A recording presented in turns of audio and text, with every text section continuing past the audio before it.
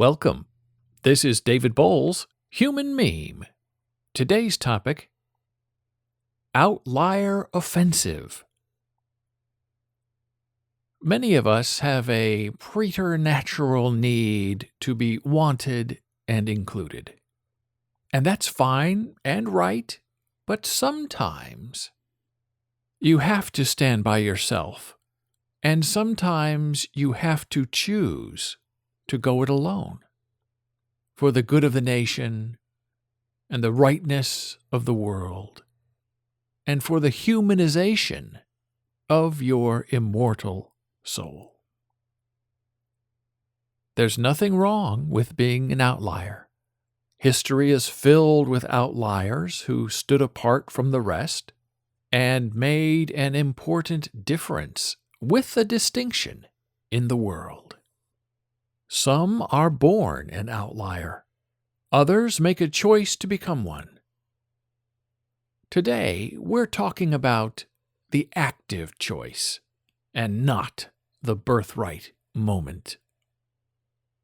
You begin to become an outlier by going against the common grain and finding your particular vision. What do you believe? How is what you know differentiated between what everyone else knows? How can you set the table for your mind without setting the rest of the world against you? Sometimes separation is the key. Finding your own private space where you are free to think and feel without judgment or retribution is the first step in your outlier offensive. And we're not talking about Malcolm Gladwell's definition of outliers, where he believes great people, outliers, achieve great things only because of their great advantages. No, we are discussing the merits of a purposeful definition to go beyond the bell curve and the immediate cluster and decisively pull away and go away and leave your own mark way out there where others don't dare to purposefully find themselves or you. Yes, it can be dangerous and it can be scary to separate from the flock. Nobody has your back when you are alone in the world. You have to disengage with community rituals.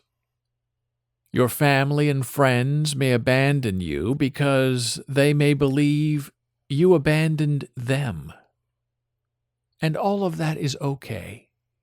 All that other perceived disconnection is fine, because you know you are making this severing with a special purpose, and that purpose is to gain a greater perspective of yourself in space, one that will ultimately benefit the rest of the world in new thoughts of discovery, and to gain a greater view of everyone else stuck back in their own cluster flock.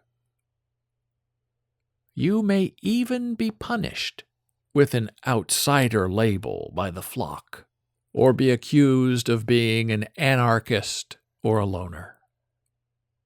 All those names have nothing to do with you, but they are dangerous because they color you and try to shape you in order to set you against the core.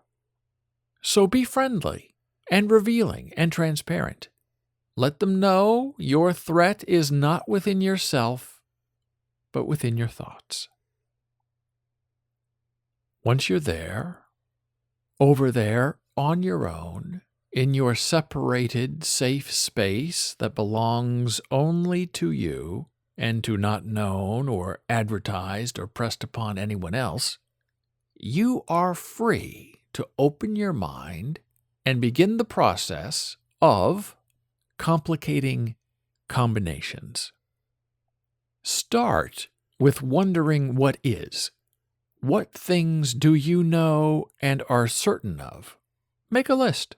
Write it down. Be creative. Don't be limited by social expectations or the demands of anyone else. Physics and history and geometry and feelings do not matter as judgments or limits. Once you have your list of knowns, methodically dismantle the truths of what you believe. Be ruthless and terroristic to your own faiths and provenances. Nobody else need share this process with you. Just examine the library of what you know and like and scheme and want to preserve.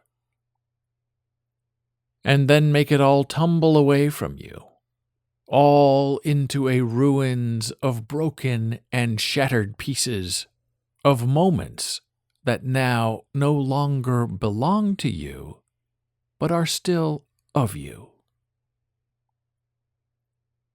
Next, make a list of everything you know is a lie.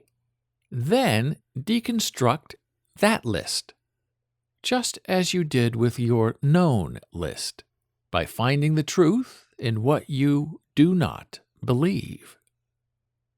Crack up that list, too, and let your previous perceptions of them fall away into the stars. Now, once you have destroyed everything you know and everything you don't know, you now have the opportunity to start over, to sort of be reborn into your thoughts and values. And you can start to mix and match your beliefs with your disbeliefs. Pick one from each side, even if they don't exactly fit together. Because that's how the outlier thinks. The outlier looks for angles and cracks and conundrums and finds tremendous value in this process of putting together the puzzle. You take separate but equal notions and then blast them together again, different ways, many times, so the lines of demarcation cannot be sensed or felt, because your new thinking has blurred the lines and filled in the gaps of logic and emotion. And that's the trick to being an effective outlier.